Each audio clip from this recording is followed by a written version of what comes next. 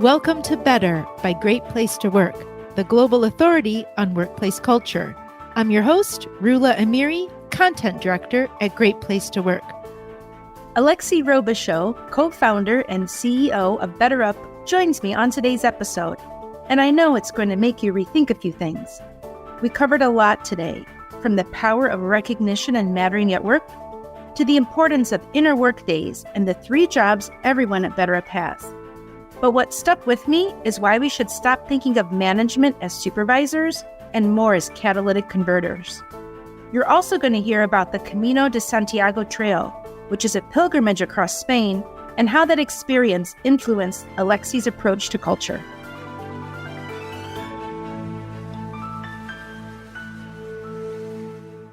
Alexi, welcome to the podcast. Thanks for having me. Is Alexi short for Alexander? Is that your given name? No, my given name is Lexi. Alexi. And you're Greek? Yep. My mom is from Greece. I'm a dual citizen. Yep. My dad is from the bayous of Louisiana, hence the last name. I'm asking because I'm Middle Eastern, so I'm sure Okay. our dinner tables look very similar growing up. Probably, We had yeah. the feta cheese and the olives and grape leaves and all that good Of stuff. course. So we're going to spend our time today talking about the culture you've built. But before we do that, I wanted to set the stage a little bit. So Alexi, you're the CEO of BetterUp, a mental health and professional virtual coaching platform startup, which I believe is the largest in the world.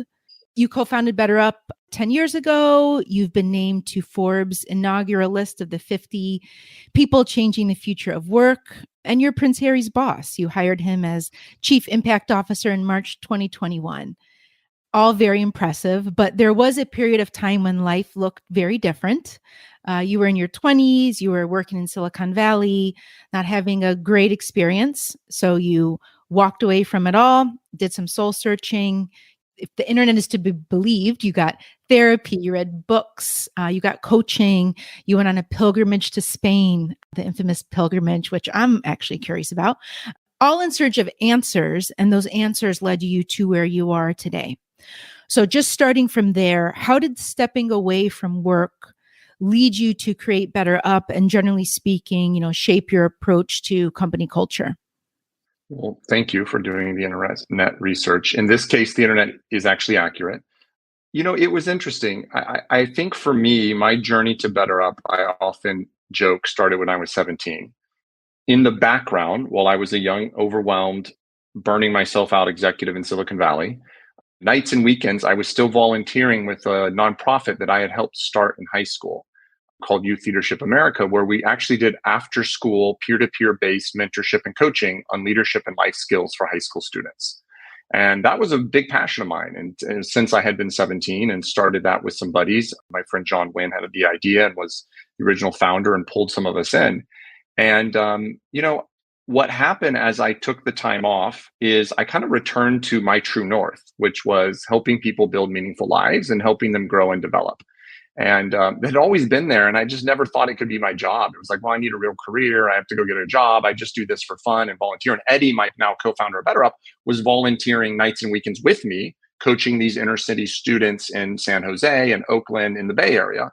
And then we had other chapters in Orange County. And so I think the simplest way is to say, when I stepped out of work, I did. I literally walked away.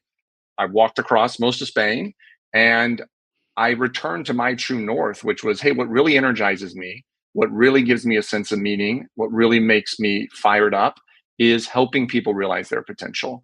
And that was the genesis of BetterUp. How could I do that in a way, what we're doing for these kids, but in a grown-up way, a more scalable way, and a way that was more digitally enabled so that you could be anywhere in the world and get the help you need. And so in a way, I was just designing for myself as a young executive. This is what I wanted.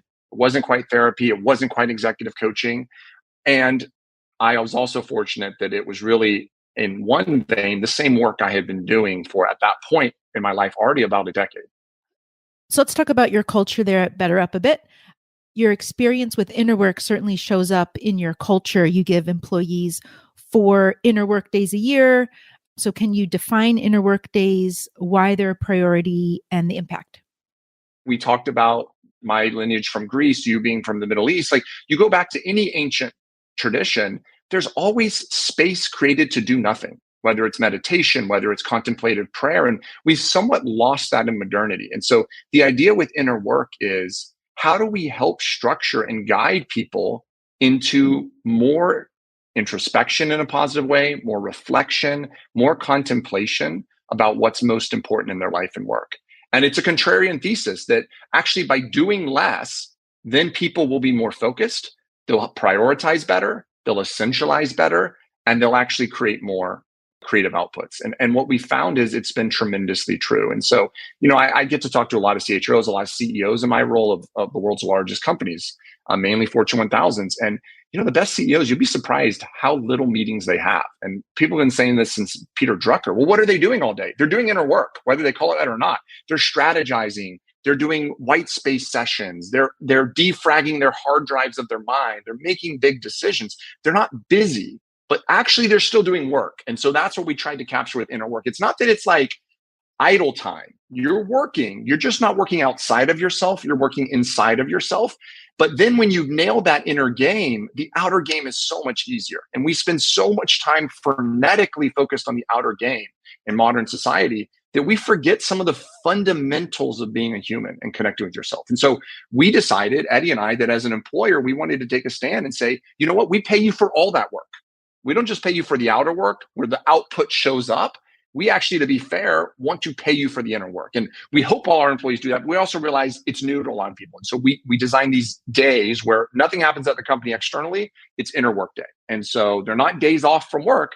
They're days to go work on yourself. And people do that with nature walks. People do that with meditation. Some people do that just by doing things that really help them get in the zone and think and really gel with their values. But whatever the case may be, inner work is about optimizing your inner game, which of course shows up in a better outer game over time. Mm-hmm. How would you persuade a fellow leader who isn't convinced inner work days will help the company in a tangible way, like in the bottom line? So they might theoretically, hear what you're saying and understand, oh, sure, if you improve your life outside of work, that will help you at work. But how does it actually show up at BetterUp in terms of innovation, ideas, well-being, those bottom line results? Let's just work backwards. Where do you compete? You compete on breakthroughs, innovations, ideas. Okay, well, what scientifically are the conditions for good creativity, good ideas? We know this isn't like, call a neuroscientist. This isn't like a mystery anymore. It's like, yeah, people are more creative when they're not stressed out. Turns out people are more creative when they have time to think. People are more creative when, they don't have marital issues bleeding into the workplace because they have time to focus on them. Okay, so you can kind of just start to unpack this. Is the inner work day as an item the way to achieve that? I'm not here to be like the apostle of inner work days. I will definitely promote inner work, however you want to do that, right? And I would just say, I find senior leaders actually get this. When they reflect on their own productivity, they're like, yeah, you're right. When I didn't go to meetings for 2 days and really answer that big strategic question, that unlocked a lot of energy in my business and a lot of performance.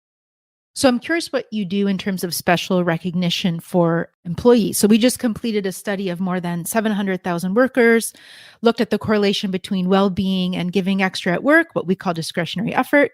And nearly everyone, and 94% of people who say they're experiencing high levels of well-being describe their culture as a company where people give extra to get the job done.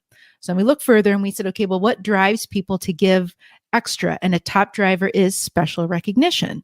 So employees feel that everyone has equal opportunity to get special recognition. They are 120%, so 2.2 times more likely to say people give extra here. And that speaks to being seen and recognized for good work. What is an effective way or some ways that you recognize your people at BetterUp? And what would you say to leaders who don't make recognition a priority? Because many, don't. They think, oh, people, they know how we feel. They know they're important, but special recognition needs to be shown and told. Yeah, I think that's a really cool finding to be able to quantify that, by the way. And I think, conceptually that corroborates decades of research, more recently behavioral economics research. I think you said it, and I'll talk about what we do as this super system, but honestly, where this lives is at the manager level and at the team level, right? It's like recognition, is the most powerful driver of discretionary energy and effort. As you just shared, it's also the cheapest. So if a leader isn't doing it, generally there's one of two things I have to believe. One, they just don't know how. And I think this is pretty common because sadly they didn't have that role modeled in their own career. And so that's a coaching opportunity to teach and role model that. I can talk about how we do that. Or two, there's actually just an ego block there, which is decently, it's like, I didn't get this. You need to just, pull yourself up by your bootstraps. Okay. That's just kind of ego. Like, it's not about you. It's not about when you were 20. It's like, this is the world we live in now. Let's go get, this is what works, right? Let's be pragmatists here. What we do is we have company level stuff. We do cultural value awards twice a year. So we actually recognize employees who are modeling, and it's based on peer selection, leaders help manage the process, who are luminaries of our values and are really bringing that to life. And they earn like cool trips. Like pre-COVID, we're restarting this. I take 10 employees a year on the Camino de Santiago for 2 weeks in Spain. Eddie's from Peru. He takes people on the Inca Trail. And so like you get these cool, we call them BetterUp adventures. You get access to that. You could have like a spa day, things for inner work. There's a lot we try to do to recognize that. We do discretionary spot bonuses for really good projects and work. So there's things like that. We highlight at all hands. We just did this. We just were highlighting deals and the teams that supported the deals and new customer partnerships. And some we highlighted hadn't even closed yet because the ground game was just so good. We wanted to communicate. It's not just about like you closed the deal. It's actually about like, you have a winning ground game. I kind of don't care if this deal closes or wins, because probabilistically, if you keep playing this way, we're going to close a lot of deals. We're going to have a lot of new friends and new customers and more people's lives being positively impacted by our mission. So we have those structural things. But the most powerful thing I've seen is actually not what Eddie or I do in these all hands or things like that. It's one layer down, what functional leaders have done in creating a culture of sending out weekly emails, recognizing some of the best work in their departments. And they just send this out to their distribution lists on like, hey, it's Friday. And it's basically every Friday, we have leaders who are praising employees, not randomly, but like, this was a deck, Samantha, it was amazing. Here's why. So it does two things. One, it recognizes that employee. But I think the under leveraged side of recognition is recognition to the employee being recognized is recognition. To everyone else, it's vicarious learning and role modeling. And so like, that's when it's really well designed. And so I think the job to be done as a CEO is how do you not delegate this, because you need to do it at these symbolic kind of like company level things, but how do you inculcate a culture and model where you have functional leaders when you're not even thinking about it doing it? And I get it. I get copied on emails all the time from functional leaders where they're celebrating an employee and they just copy me on it. And it's like a one sentence reply.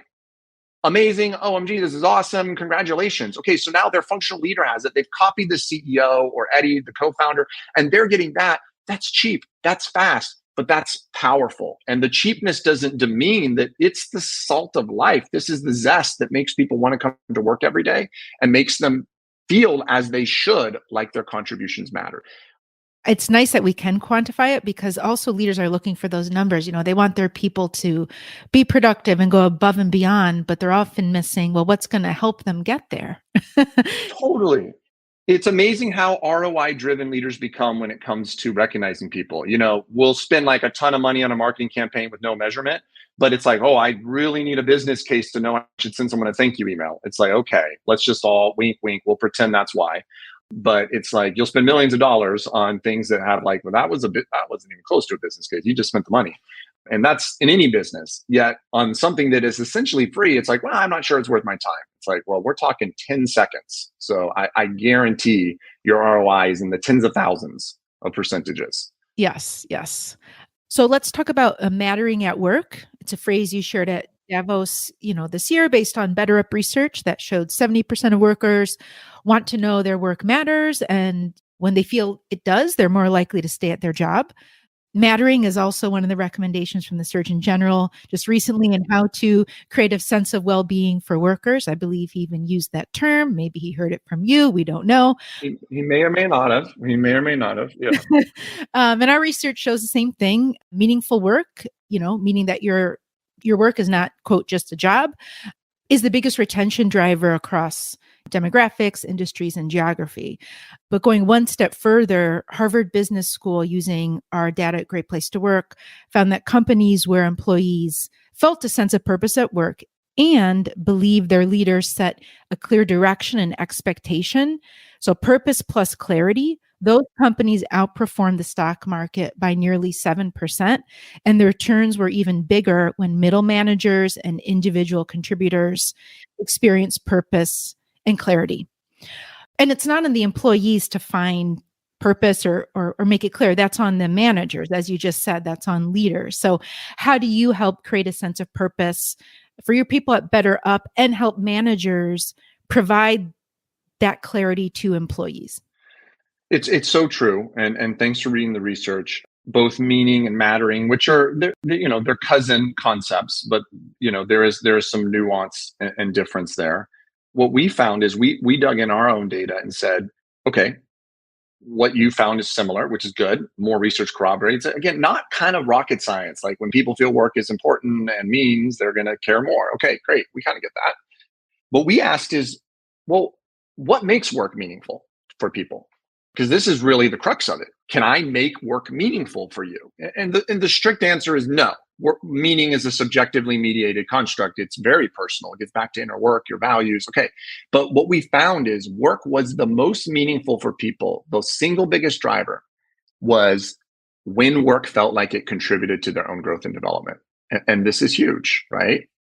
We're all kind of selfish, not in a bad way here, but like it makes sense. Like you pay me, I want something from this, you get something from this. This is good. This is actually how it should work in a good, clean economy, right? We both win. We're both winning. Okay. The second thing we looked at is well, how can management play a role in that? And what we found is the single most important thing for management in making work meaningful is simply communicating to people that it's important to you that their work is meaningful. It was this what jaw-dropping obvious thing of to your point, management just telling people, hey, it's really important that your work matters to you. And we're here, we want to make that itself makes work matter more. It's not a sleight of hand because you have to be genuine about it, but it's deceptively simple. So this, I think, really starts with senior leaders, and it needs to go down to the management level to permeate on a day-to-day basis and persist. But it starts with senior leaders connecting what you're doing to the mission of the company and how that is improving society and how that is improving people's lives. And this gets into the mattering work. Mattering has different dimensions. There's I matter. What do I matter to, though?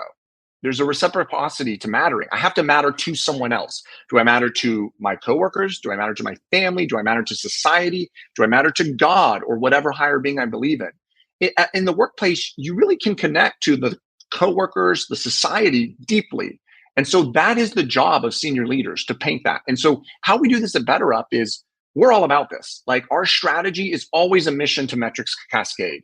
Here's our mission. Here's how we believe we instantiate that mission over the next few years. Here's how this year's strategies delivers on that. Here's how your functions ladder up to that. But a cool tool, one of our researchers, Gabriella Kellerman, who is our chief innovation officer, designed with Martin Seligman, they wrote this amazing book together called Tomorrow Mind, which is based on all BetterUp's data. What are the real meta skills that matter in the economy of the future? They came up with this tool called Mattering Maps, which is, it almost looks like a little solar system. We take all of our leaders and our employees through this, which is here's you. What are your personal values? You draw them out. What are the teams you contribute and support in the business system? What are the outcomes that creates in our ecosystems for customers? And it's a very visual, easy way for someone to say, hey, I may be a ticket taker. I'm a customer support agent. I take tickets away. That's not actually what you do.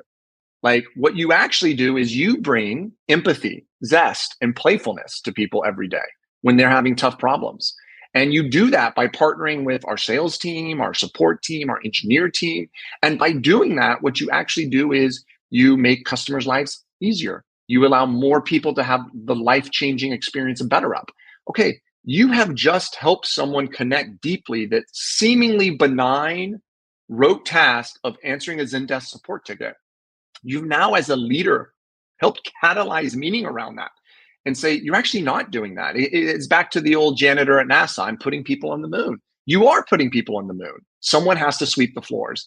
And that is what we found when we studied workers and we looked at everything from literal janitors to knowledge workers to everything.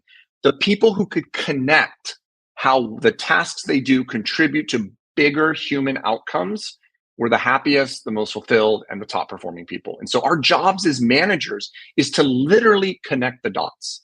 And whether it's through your mission to metrics, whether it's through a tool like Mattering Maps, these are all tools. The real answer to this is management. The way you connect the dots is the reason middle management exists. We should stop thinking middle management as supervisory work. It's catalytic converters that help convert context to meaning for people. That's the job of management in this modern century. And we'll probably have a bunch of AI supervise different aspects of jobs. But what the manager becomes is a really powerful storyteller on connecting why this matters, why you matter, how this contributes to your personal journey, how this contributes to the company's journey. That's the job of the manager in this century. Mm-hmm. And when they do that well, as you said, the employees, they're happier, they're more productive. There's the ripple effect of all goodness that comes from understanding their purpose and the role and why they matter. And then you see it in stock prices, you see it in the bottom line, you outperform your competition. It's this cyclical cycle. You help them, they'll help you. They feel they matter. You show them that they matter. There's really no downside. It's kind of hard to argue against. If you're a skeptic, you may say, well, I don't know that it's going to do all of that.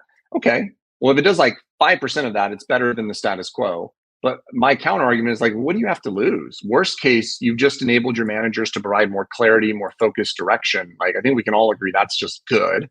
Does it scratch this existential itch? Maybe you don't believe the Surgeon General, but like the data is there. Well-being moves with mattering. That's why it's included in his framework. And the data is there to your studies, to some new studies that come out. Well-being tracks pretty well to stock prices and top performing organizations. And so do you have to believe the most grandiose version of this? No. If you just believe if my people are have more clear priorities and more focus, they will be better at their jobs, you should still do this. So something that intrigued me while I was doing my research was your description of the 3 jobs every employee at BetterUp has. So you have 1, extreme owner, meaning you're vested in the company's success. 2, you're a citizen of the company, which is you display the values we've just talked about. And then 3, last, is the role you were hired for, your actual quote unquote job. So why do you put that? And you've said, if you do the last one, your job really well, but not the first 2, you're probably not a fit. Well, you're not a fit here. So why do you put so much weight on those first 2 jobs, so to speak? I think the simplest way to describe it is, if I can generalize, it's probably a generally speaking true, but specifically not always true. Most pathologies of organizations, most I encounter when I'm coaching C-suite leaders or talking to customers, they come down to usually one thing. People forget what their job is. People start to confuse the super system and the subsystem, and they start to optimize for subsystems over the super system. And that's exactly what that latticing of those jobs is encouraging people not to do. The reality is, if you're on a soccer team, football team, for our international colleagues, you all have the same job: help the team win. Now you have a position, but the reality is the position changes. Sometimes the goalie has to come out of the box. If you just say my job's to stop goals, then like you're going to help the team lose in that moment. You got to come out of the box. But that's most of what we deal with in corporations is, well, my job's to hit my quota. My job's to hit my KPI. No. Your job is to help the team win, to achieve the mission of the company. There's an hypothesis that we've baked into this business's design that if you hit this MBO, that's how you contribute to it. But it's important to have the intellectual humility and be very candid with employees. They're not the same. The MBO may change. The role may change. What doesn't change is that your number one job as an extreme owner, to pull from Jocko and Extreme Ownership, we love that book, is to help the mission succeed. And that means we will refactor, or as the Navy SEALs will say, we will flex on the X to change anything in the mission dynamically to help that succeed. And actually that empowers employees And it helps them not be what Roger Martin would call choiceless doers, where just like the flip side of this is my job is this is my job. That's not my job over my pay grade. I'm a choiceless doer. I just live in this box. And so what we're trying to do with those three things is to say, no, you live in a box called the BetterUp mission. That's what you're committed to. You all have equity. That's what you're vested in. You live in a box of our values. That's your citizenship. And your job is to not be perfect at the values. Your job is to be on the Camino, to be a pilgrim on these values, to be headed towards Santiago, whatever that is for you, and getting better at these values every day. And when you have a community of pilgrims doing that, you naturally get self-compassion and empathy because you understand how hard it is. And thirdly, by the way, you have a day job, something you do most of your hours a day. And if you're good at it in a high growth startup, it's going to change all the time. If you're bad at it, it probably won't change. And that should be concerning to you because we're growing all the time. When you're doubling, if your job is staying constant, you're probably not growing with the business. And so it's actually been really empowering and really freeing. And it's enabled us to have a career model of more quests and tours of duty where people are excited and comfortable to try new day jobs, roles as we call them, because they have some commitment and reciprocity from the org on those first two jobs that provides that connective tissue.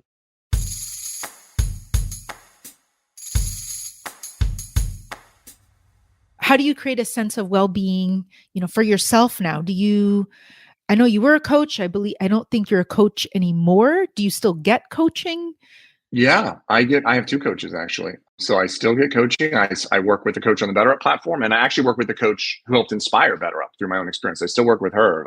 We're probably going near a decade somewhere. I'd have to go look when we first started. It's a long time. So yes, coaching is a big part of it. It's a huge part of it. Walking for me is another one. And so I have like daily constitutional walks. I did one this morning for about an hour with my wife. I try to do one in the evening as well. These are really critical for me. Great book in Praise and Walking, like essentially the mind is supercharged when you walk.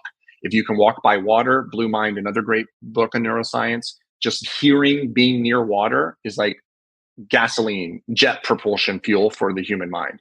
And so walking by water is like if you can do it, and not everyone can, but even if you're by like a fountain in a park, it's really actually just almost medicinal in terms of what it unlocks for you. And so walking is a huge one, coaching is a huge one. And then for me, reading is a huge one. And I'm a slow reader because I tend to daydream, drift off, but that's actually kind of like cathartic for me. And so I read every night before I go to bed. I have a simple rule. I do not read anything related to business or the economy or anything that could get me thinking about BetterUp. And it's kind of like a spin cycle in my mind. And so I go to bed reading a Star Wars book now. I go to bed thinking about a galaxy far, far away.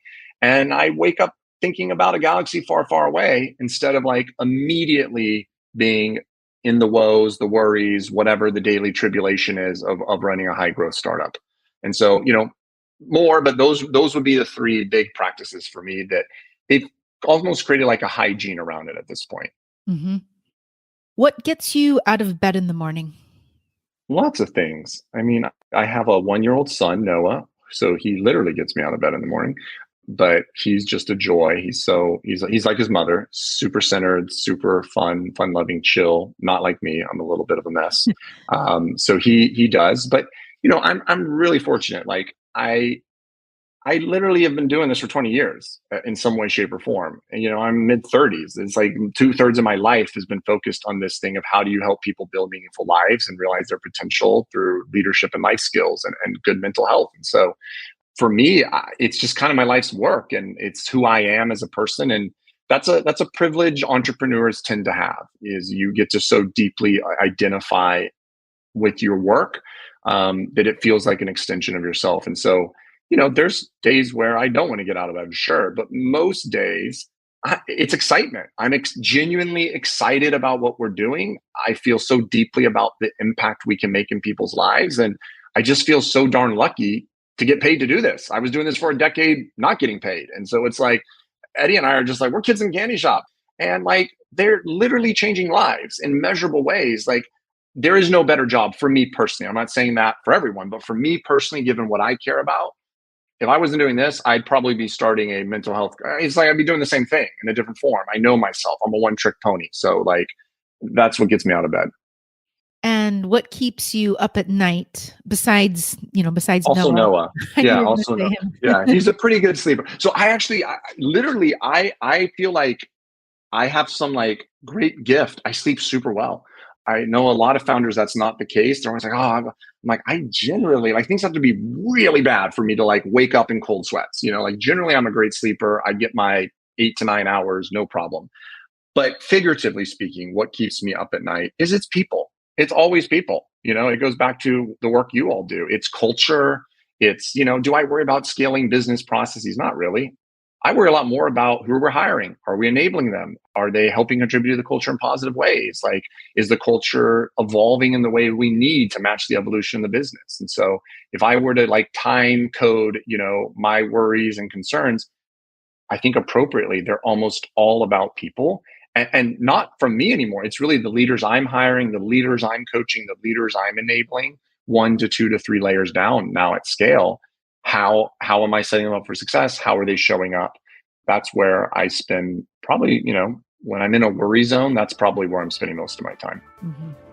Well, thanks, Alexi. Thanks for all your time. I learned so much and I really enjoyed the conversation. Well, likewise. Thanks for having me and keep up the good work. This is an awesome podcast. Thanks for listening. If you enjoyed today's podcast, please leave a 5-star rating, write a review, and subscribe so you don't miss an episode. You can stream this and previous episodes wherever podcasts are available.